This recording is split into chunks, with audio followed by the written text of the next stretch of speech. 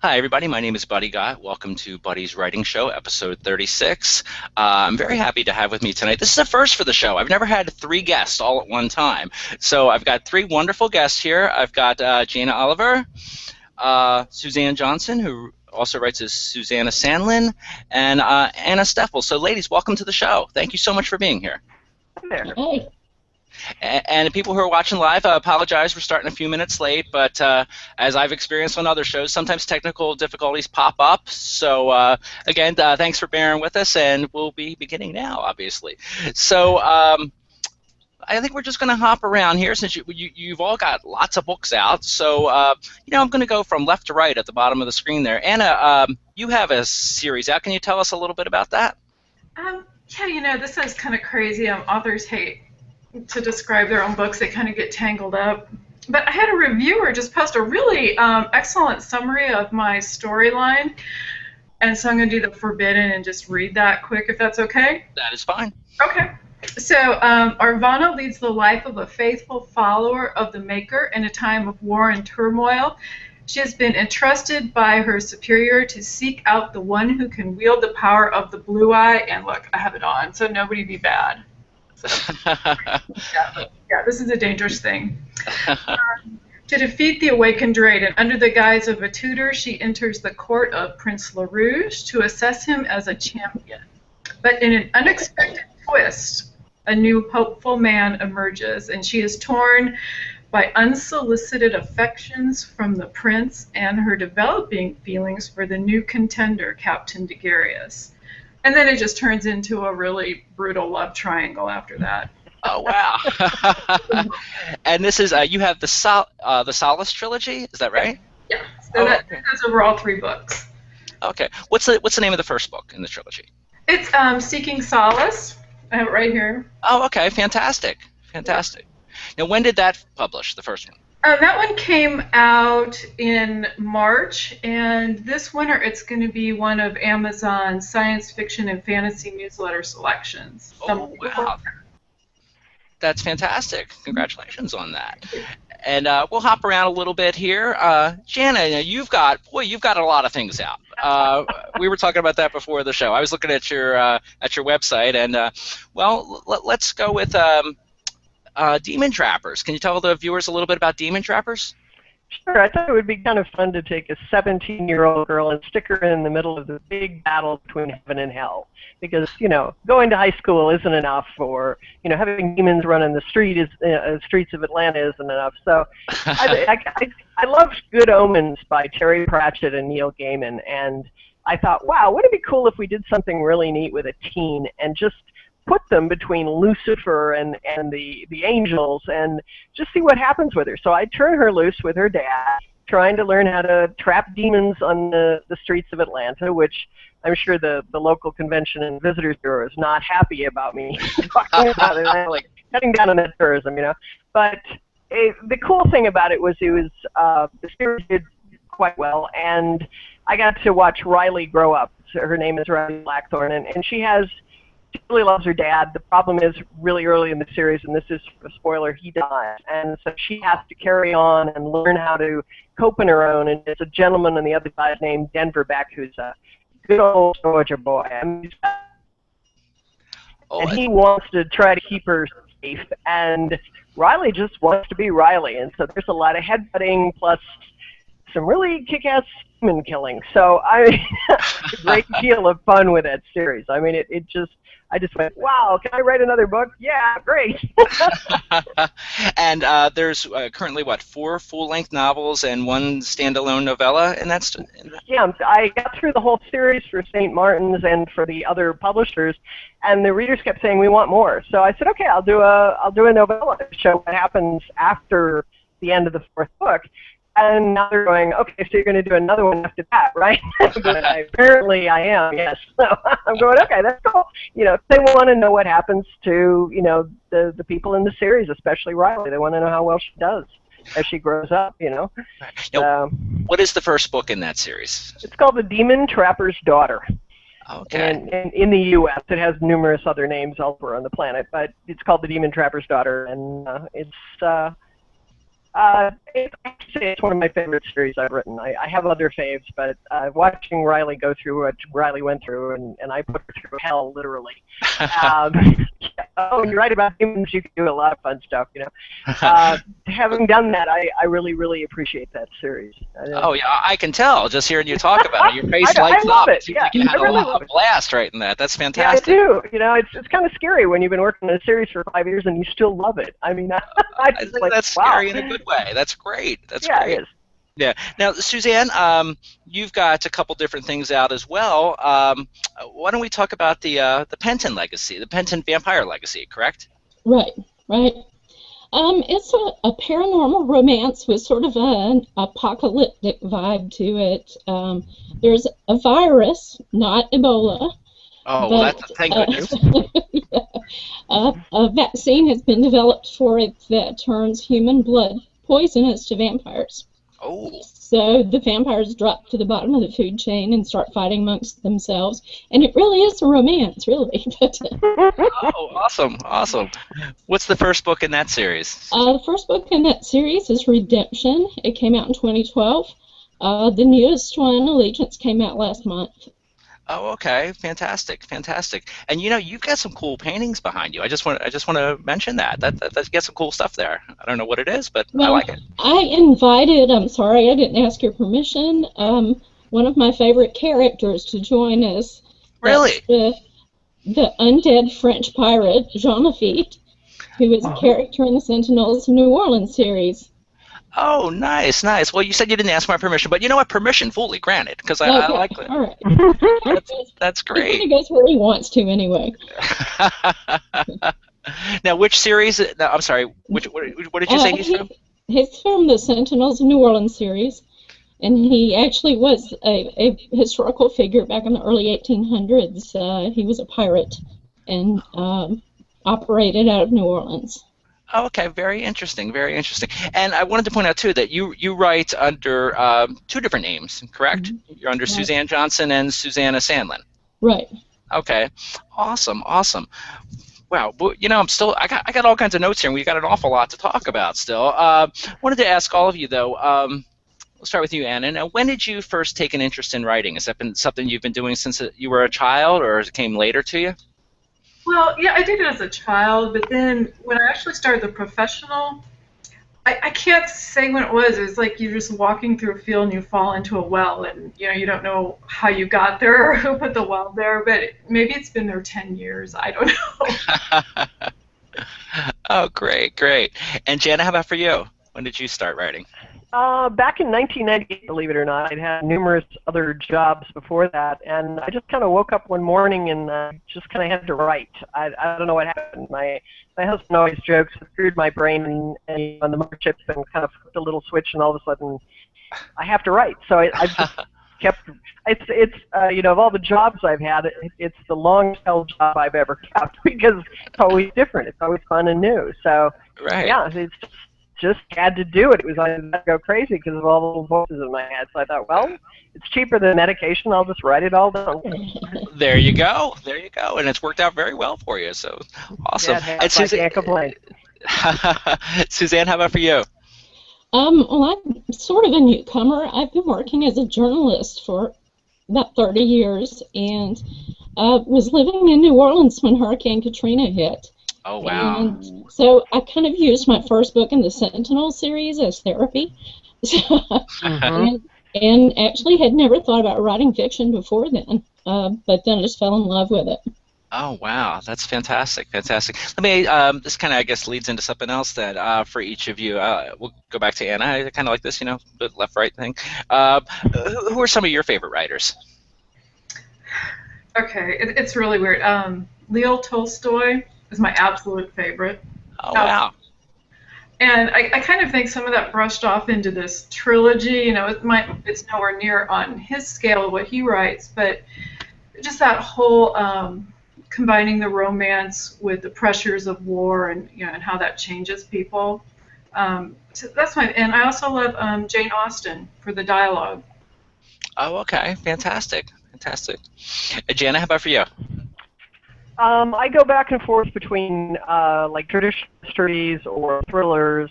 So, people like Karen Rose or Karen Slaughter, both who write, gritty mysteries or thrillers, depends on how you want to call them.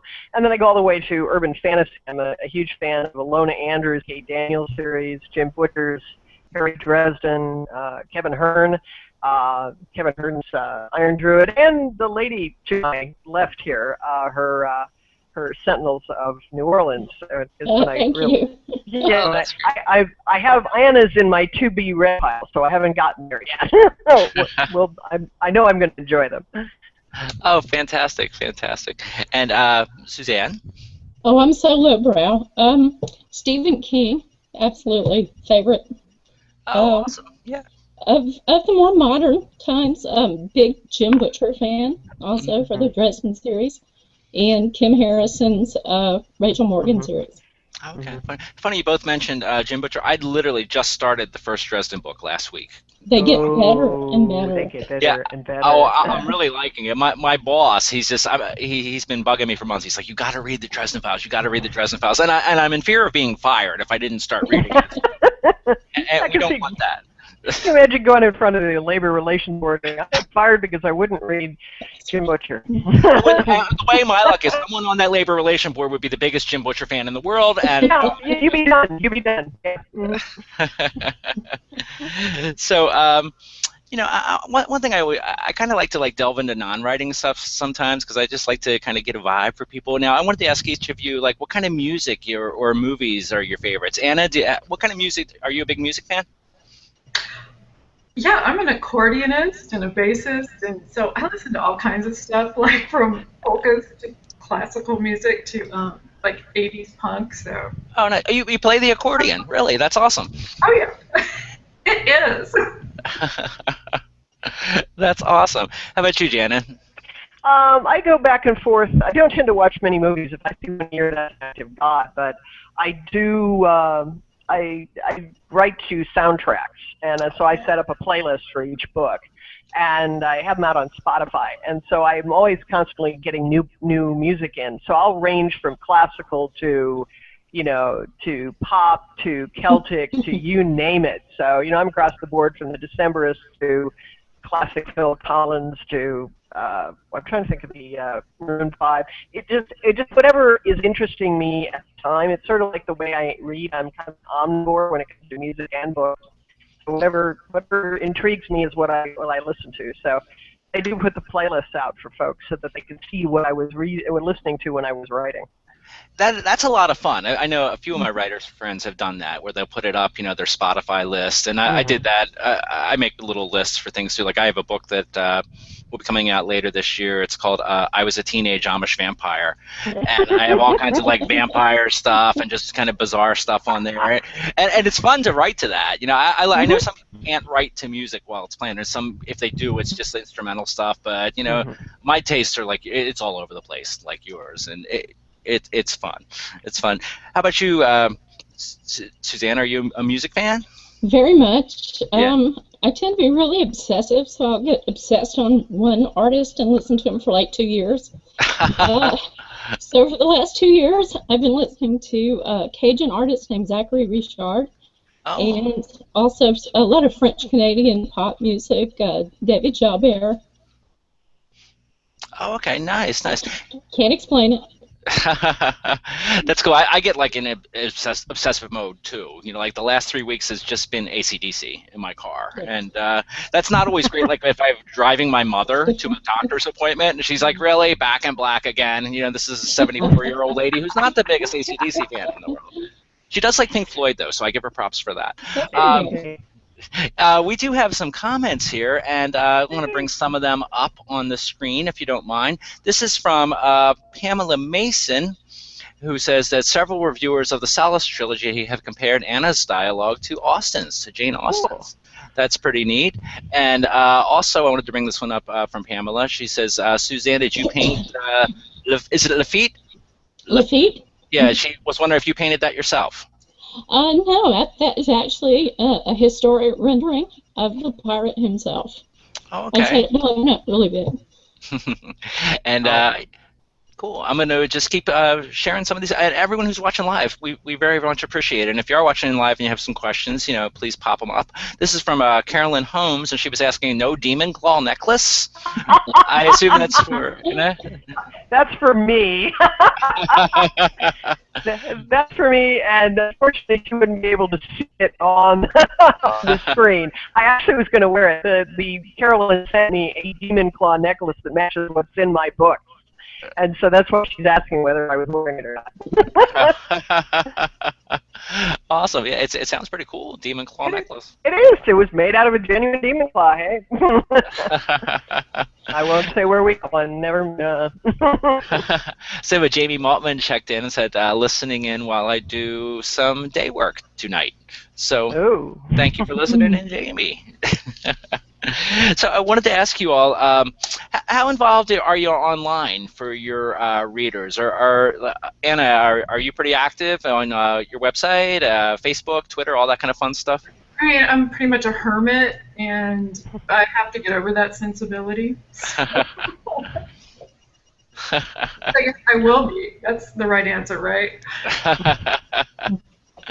But yeah, it's I'll tell you, the whole it's hard to find time for all this stuff. I know I'm not published yet, but I know with just trying to find time to write and then get my website going and like interacting with other people, it's hard to maintain that. I mean, I'm sure that you've all found that at times. Now, how about for you?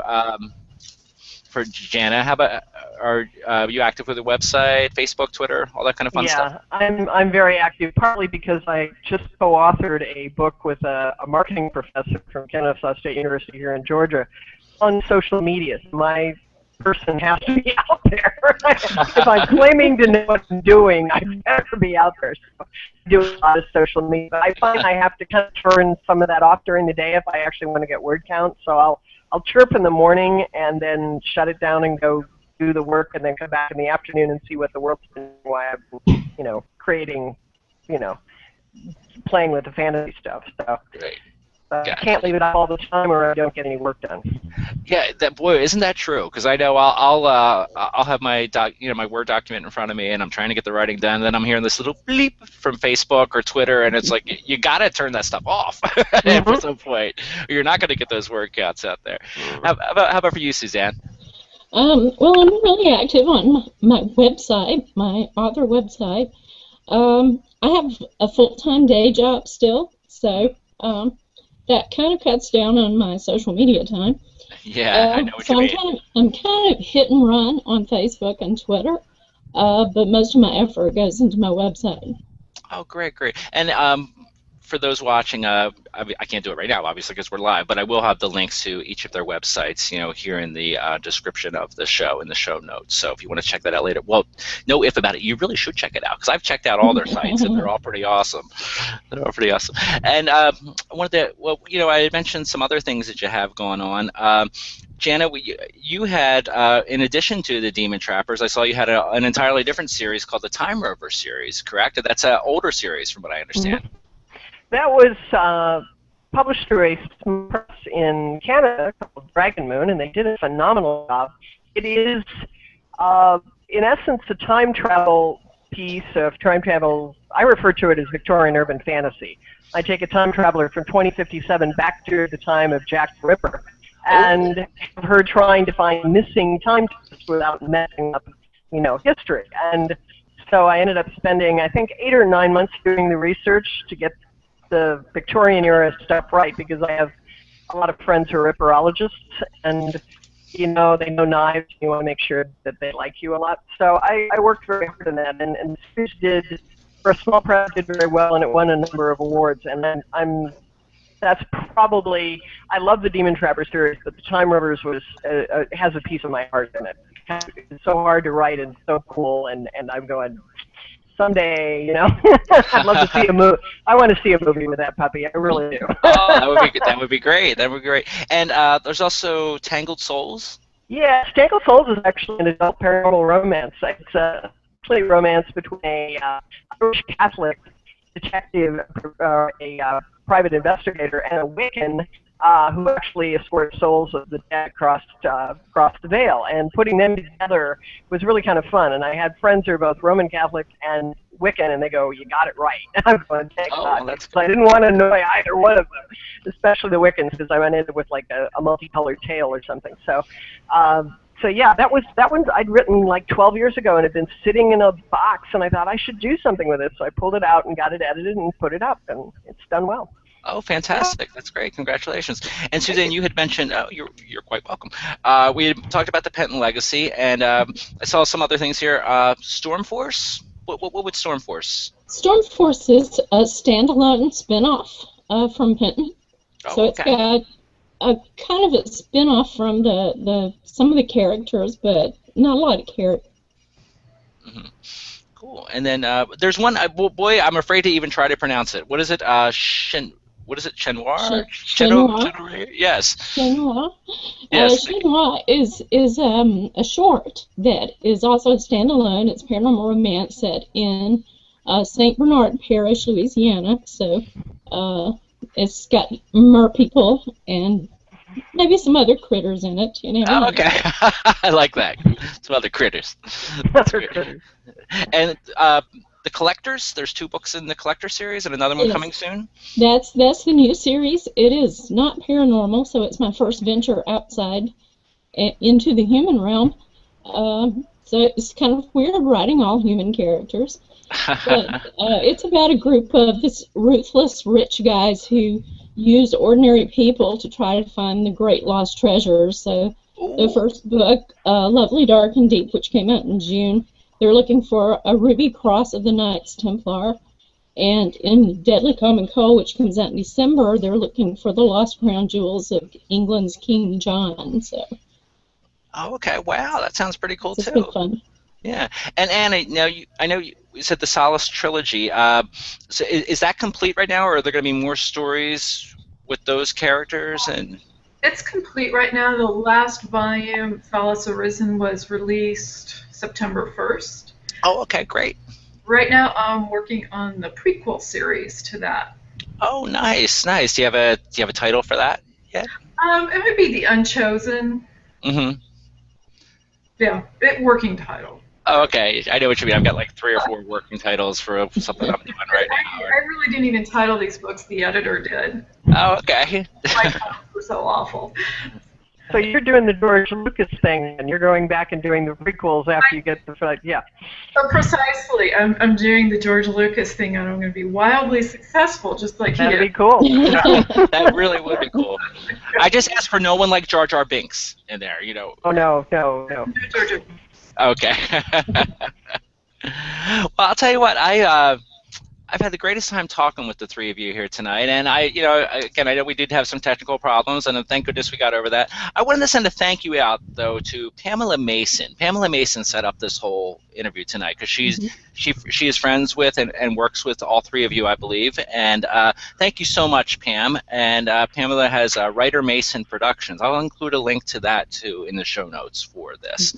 And I wish you all 3 of you the best of luck with everything you have coming out the rest of the end of this year, next year, and way into the 21st century. Look at me, Mr. Dramatic. I've had entirely too much coffee tonight. I noticed that. Yeah, but I got this cool Beatles, big Beatles mug. So I gotta gotta use it if I got it. And we know Jenna's been into the wine.